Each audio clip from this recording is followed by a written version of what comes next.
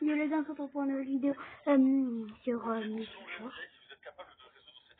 Attends, on va recommencer l'énigme, les gars. Avez-vous l'esprit d'un psychopathe? Ouais. Découvrons ça. Ok.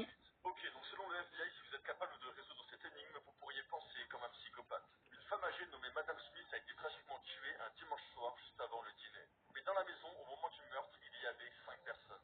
Les policiers sont arrivés peu de temps après et ont posé une simple question à tous les occupants de la maison. Ils ont tout simplement demandé aux 5 suspects ce qu'ils faisaient dans la maison au moment du meurtre. Le chef cuistot leur a dit qu'il préparait la nourriture du soir en écoutant de la musique. Le mari de la victime, Monsieur Smith, a dit qu'il était dans son jardin en train de regarder les étoiles avec son télescope. Il y avait aussi le jardinier qui était présent ce soir-là, mais il a dit qu'il n'était pas dans le jardin, mais qu'il était en train de couper des branches sur des arbres. Après ça, il restait encore 2 personnes à interroger. Il y avait la femme de chambre qui a dit qu'elle préparait la table pour le dîner. Et pour finir, il y avait le majordome, il a dit qu'il s'était rendu à la cave pour aller chercher le vin préféré de Monsieur Smith pour le dîner. Après toutes les déclarations des 5 suspects potentiels, la police a pu arrêter le meurtrier sur le champ. La question, elle est toute simple. Qui a tué Madame Smith? Avez-vous l'esprit d'un psychopathe? Découvrons ça tout de suite. Ok, bah, si vous avez trouvé, bah, dites-moi dans les commentaires. Hein. Ces gens ont détruit accidentellement des œuvres d'art inestimables. Un jour, dans un musée, un garçon a trébuché. Il ne s'est rendu compte que trop tard qu'il avait saisi une peinture d'une valeur de 1,5 million de dollars. Malheureusement, sa main l'a traversé. Le tableau Flower de Paolo Porpora était l'un des plus rares au monde. Un jour, un couple de personnes âgées regardait une horloge d'une valeur inestimable. C'est alors que l'homme a ignoré un gros panneau « Ne pas toucher ». Il touche alors l'horloge et celle-ci se détache du mur. Elle s'est brisée en plusieurs morceaux, ce qui a provoqué un tweet de colère de la part du musée. Un jour, un homme à la télévision a montré un ancien tube audio d'une valeur inestimable. Il contenait le seul enregistrement de la conversation entre Thomas Edison et le président Benjamin Harris. Mais alors qu'il faisait la démonstration de l'artefact, celui-ci s'est brisé. Ces gens ont détruit accidentellement des... À quel âge avez-vous découvert ces choses? Quand un moustique vous pique, il vous urine également sur la peau, à très faible quantité, mais bon, il vous pisse quand même dessus. Et pourquoi il fait ça? Tout simplement pour rafraîchir son abdomen.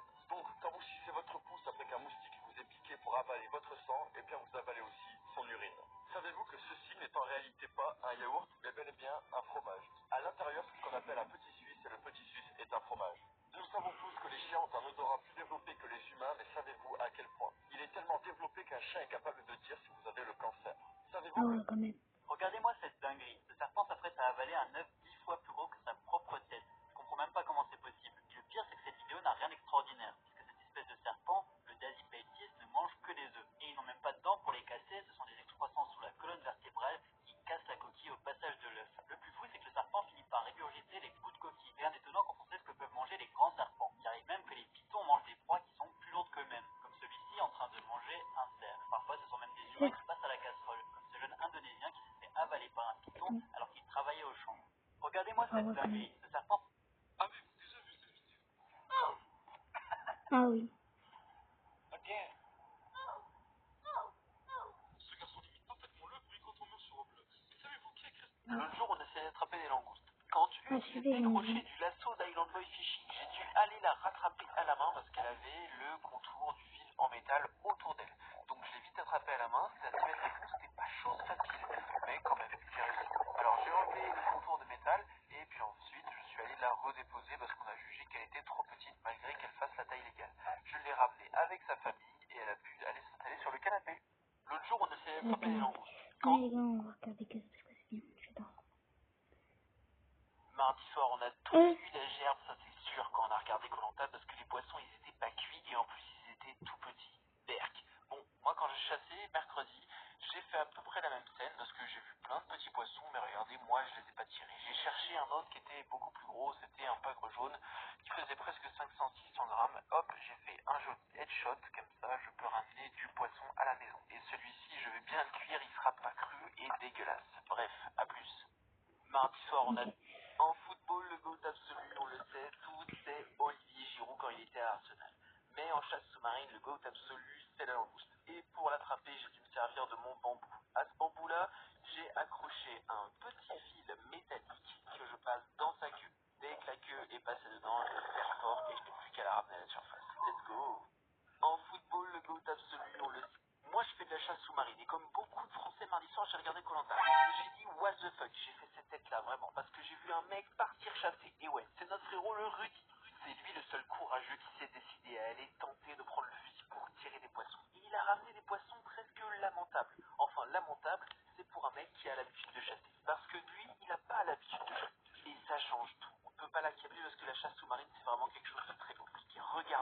situation, ce poisson était juste devant moi et je l'ai loupé. Même les plus aguerris et les plus entraînés peuvent louper des poissons. Par ailleurs, les poissons peuvent même se décrocher. Alors quand t'as la chance d'en avoir un qui bouge pas comme moi ici, et ben regardez, j'anime le fusil, la situation peut paraître tellement parfaite au ralenti, mais regardez en fait, il se décroche et il tombe. Et malheureusement, je n'arriverai pas à l'attraper. Et donc pour quelqu'un qui débute la chasse, l'autre jour on essayait d'attraper des langoustes. Quand une s'est décrochée du lasso d'Island Boy Fishing, j'ai dû aller la rattraper à la main parce qu'elle avait... Ah, que c'est agréable, les conditions qui sont nulles comme ça pour aller à la pêche. Regardez, c'est même dangereux quand on veut sortir parce qu'il y a des vagues sur les rochers. Bon bref, ça m'a obligé à chercher d'autres poissons que d'habitude. Et derrière ces recoins, j'ai trouvé une population anormale de petits poissons coffres. Il y en avait plein. Je me suis dit, s'il y en a plein, c'est que obligatoirement, il y a le daron quelque part. Évidemment, après d'autres plongées, je tourne la tête, qu'est-ce que je vois? Je vois ce gros pépère qui était posé sur le fond. Il n'a pas eu le temps de bouger, que j'ai mis ma flèche pointée sur lui, que j'ai tiré. Ce pépère faisait quand même 800 grammes et fera un superbe repas pour deux. Délicieux. Ah, que c'est agréable. Savais-tu que tu pouvais aller dans la mer pour te faire un tatouage? Et oui, pour ça, il te suffit d'aller chasser une très belle créature qui s'appelle un calamar. Son système de défense, lui, contre les prédateurs, c'est de cracher de l'encre. Là, il crache de l'encre parce que j'ai essayé de le pêcher. Et si tu sors de l'eau, il peut même parfois te gicler à la figure. Regarde ce ralenti, je m'en suis pris plein la face. Mais faut quand même que je te pose la question. Savais-tu que tu pouvais aller... Comment aurais-tu réagi dans cette situation? T'es au fond de la mer et tu vois ces énormes poissons te foncer dessus.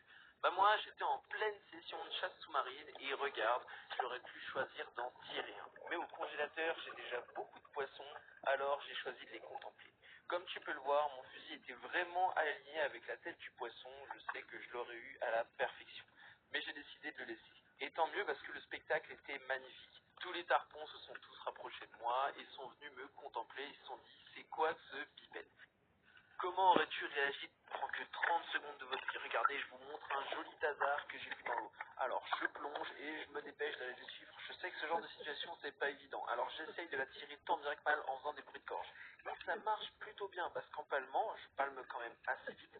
J'arrive à me rapprocher et je vais pouvoir même me créer une situation de tir. Plus je le vois qu'en fait, il est de bonne taille et qu'il est vraiment intéressant comme poisson à avoir, à manger tout simplement avec la famille.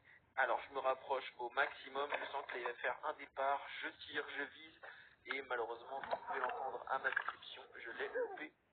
Tranquille. Les gars, pas besoin d'aller dans un aquarium, hein, regardez, hop, un joli poisson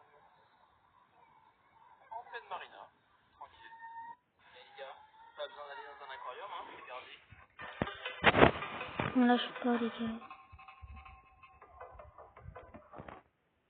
Les poissons anges sont Non. quand même des poissons magnifiques, Non, regardez. on va arrêter des trucs. L'autre jour, on essayait d'attraper des langues. Il y a 2 ans, RMC a joué à des minures, à 2 reprises même. Un de cette... L'histoire commence avec Maggie qui accompagne sa mère à l'aire de jeu. Une fois sur place, elle joue joyeusement. Lorsque soudain, elle évite un malheureux accident grâce à Tommy qui la sauve. Pour le remercier, elle lui offre son nœud papillon et ils passent une belle après-midi ensemble. Jusqu'à ce que Tommy part. Cette nuit-là, alors que Maggie était endormie, elle s'est mise à rêver de son amoureux. Très tôt le matin, elle se prépare pour aller de nouveau au parc. Mais cette fois-ci, elle est emmenée par Homer qui va au parc pour les grands. Et notre petite Maggie ne peut pas avoir Tommy. Le soir, elle commence à boire du lait à cause de la dépression. Le lendemain, elle est emmenée à nouveau par Homer. Mais cette fois-ci, c'est elle qui prend le volant et le conduit au parc pour enfants. Le problème, c'est que Tommy est sur le point de partir en train. Alors, elle court pour ne pas le manquer. Mais tous ses efforts sont en vain. Et elle se retrouve toute seule. Mais pas pour longtemps, car le train revient. Et ainsi, ce petit couple a pu se réunir.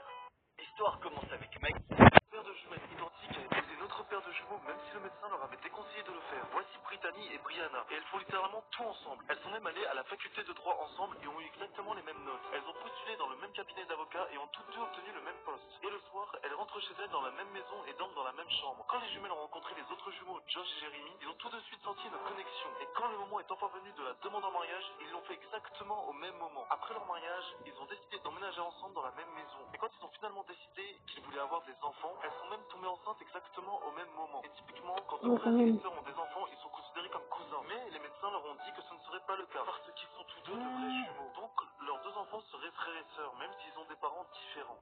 Cette paire de jumelles identiques a épousé une autre paire de... Le garçon était sur le point de ramasser les tissus. Une main qui n'avait pas été lavée depuis des siècles, descendue vers lui. Le garçon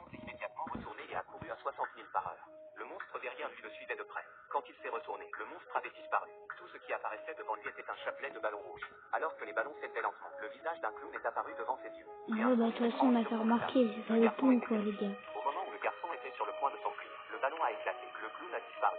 Il s'est avéré que le clown avait conclu un accord avec les humains. Si vous regardez la vidéo et que vous aimez et vous abonnez à moi, ce clown... Un animal lui a sauvé la vie. Cette histoire est difficile à croire et pourtant il y a des témoins. En septembre 2000, Kevin Hines est sur le Golden Gate Bridge, un pont qui a malheureusement vu de nombreuses personnes désespérées mettre fin à leur jour. Kevin, qui est alors un jeune homme de 19 ans, souffre d'un trouble bipolaire et de psychose. Il n'en peut plus et décide d'en finir. Il saute, mais à peine ses pieds quittent le pont qu'il se met à regretter sa décision. Malheureusement pour lui, seul 1% des gens qui sautent à cet endroit survivent. Après 67 mètres de chute libre, il touche l'eau. Il est blessé et sur le point de se noyer.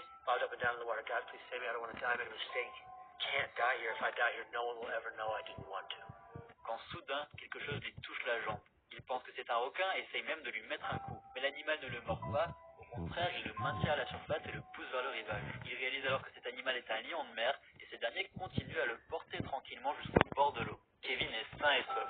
Beaucoup de journalistes doutent de la véracité de cette histoire. Pourtant, Kevin, lui, affirme être sûr de ce qu'il a vu. Et d'ailleurs, d'autres témoins présents sur le pont au moment de l'incident auraient également vu la même chose. L'animal lui a sauvé la vie.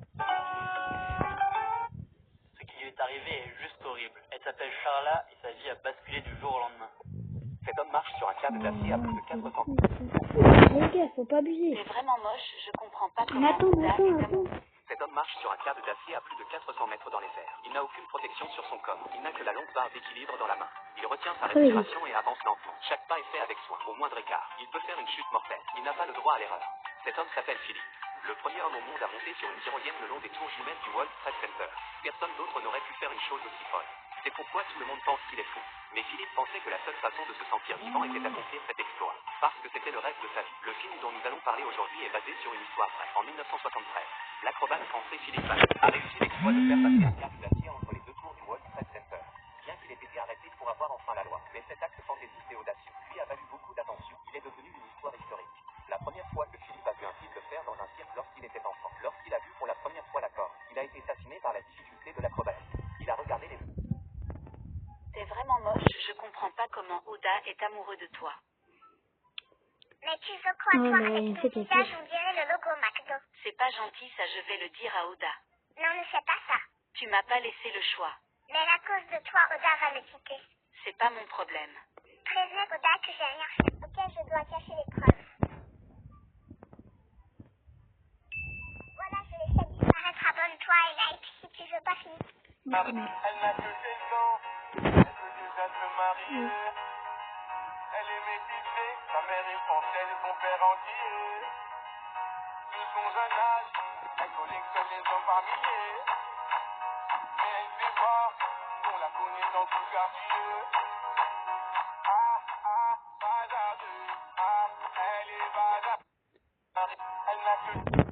Les trois plus grands problèmes de Fortnite. Vraiment, quand il arrive à ces trois trucs, j'ai juste envie de quitter ma partie. Bon, le premier déjà, c'est quand t'as besoin de shield. Tu trouves une grosse, mais y a un petit problème, il manque des minis. Du coup, tu cherches dans toute la ville, mais t'en trouves pas. Du coup, tu décides de te taper la grosse. Et comme par magie, après avoir tapé la grosse, tu trouves des minis, gros. Mais c'est abusé. Le deuxième problème, c'est quand tu vois une arme dans les coffres à clés. Tu te dis, tu vas aller chercher une clé. Tu mets déjà 3 ans à trouver cette clé, gros. T'arrives, tu prends tranquillement ton arme. T'es trop content. Hop là, viens dans le chef. Tu fais à peine 3 mètres, frérot, et tu trouves ton arme par terre. Non, mais des fois, t'as l'impression Fortnite, il t'écoute. C'est trop. Et en troisième, frérot, t'es là, tu te bats tranquillement, t'as plus d'HP et tout. T'essayes par tous les moyens de gagner ce fight. Et comme par hasard, il t'arrive quoi? Tu prends une balle à travers un mur. Ouais, Dans les commentaires, souvent c'est le ça. problème. Les trois plus grands. Vas-y, les gars. Oh, les purées, ça me saoule. Allez, les gars, bisous. Allez, ciao.